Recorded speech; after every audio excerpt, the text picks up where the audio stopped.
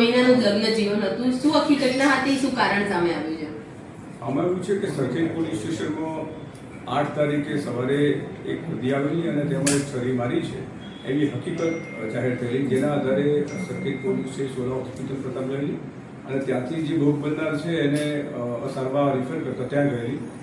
તપાસ આ કામે પૂછપરછ કરી અને જાણવા મળતા હકીકત એવી છે કે જેને છરી વાગી છે એ રસિકાબેન કરી છે. એની ઉંમર 20 વર્ષના હતા અને એમના 3 માસ પહેલાં બેઝિકલી એ લોકો રાજસ્થાનના છે, રાજસ્થાનના મેહુલ કરીને છે, મેહુલ લાલચંદ મુનિયા કરીને એની સાથેના લગ્ન થયેલા હતા. એક છથી આ પરિવાર છે મજૂરી અર્થે અહીંયા ઉજાલા સર્કલ પાસે પટેલ એસ્ટેટ છે એની ગલીમાં ભારત એસ્ટેટ ઉપર એ લોકો એસ્ટેટમાં મજૂરી કામ કરતા હતા અને ધાબા ઉપર રાત્રે સૂઈ જતા હતા.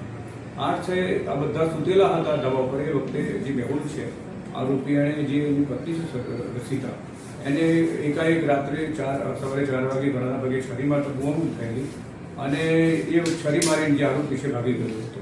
ત્યારબાદ જે રસિકાને સારવાર અર્થે હોસ્પિટલ લઈ ગયા હતા પછી સારવાર મરણ ગયું છે. આ સામે સરખેજ પોલીસે બીએનએસ તરફ 103 એક મુજબનો ગુનો દાખલ કર્યો છે. આરોપીની અટકાયત કરી છે અને તપાસ ચાલુ છે. કારણ શું કહે છે પ્રાથમિક? અત્યારે કોઈ કારણ જે ફરિયાદી છે એને નથી જણાવ્યું કે જે આરોપીના પપ્પા છે એને પણ નથી જણાવ્યું, પણ આરોપી અટકાયતમાં આવ્યું છે એટલે પૂછપરછમાં સાચું કારણ જાણવા મળશે કે કયા કારણસર એને છરી મારી છે. સર કેટલા ઘા મારવા? એણે 3 ગળાના ભાગે મારેલાનું પ્રથમ જાણવા મળ્યું છે. સર, છેલ્લા 5-6 દિવસમાં પતિ પત્ની વચ્ચે કોઈ ઝઘડો થયો હોય એવું કંઈ પ્રાથમિક પૂછપરછમાં નિવેદનોમાં સામે આવ્યું છે? નહીં, એવું કોઈ સ્થળ મુલાકાત અમે કરેલી હતી ને એમાં એના જે મરણ જનાર છે એના પિતાને મેં પૂછ્યું હતું તમને કોઈ તમારી દીકરી તરફથી કોઈ ફોન આવ્યો હોય કે હેરાનગતિ હતી, તો એવી કોઈ પણ પ્રકારનું ધ્યાન પણ આવેલું નથી અને કોઈ હેરાનગતિ હોય એવું તપાસમાં જણાવ્યું નથી. તો સર તપાસ કઈ દિશામાં કરીશું? શું તપાસ કરીશું?